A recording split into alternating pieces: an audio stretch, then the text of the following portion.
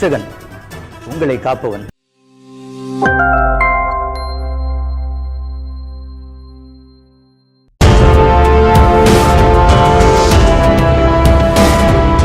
இன்று உங்களுக்காக சங்கீதம் 55:22 அழகாய் சொல்லுகிறது, கர்த்தர் மேல், இயேசுவின் மேல் உன் பாரத்தை வைத்துவிடு.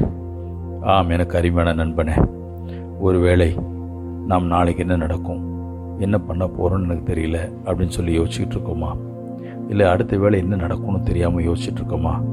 ஏதோ ஒரு சங்கடங்கள், யாருக்கிட்டையும் சொல்ல முடியாத ஒரு குழப்பங்கள், மனைவி இடத்துல சொல்ல முடியல, கணவனிடத்தில் சொல்ல முடியல, பிள்ளைகளிடத்துலையும் சொல்ல முடியல, அப்படி என்கின்ற ஒரு போராட்டமா? இதனோட ஆண்டவருடைய வார்த்தை உன்னை பார்த்து வருகிறது.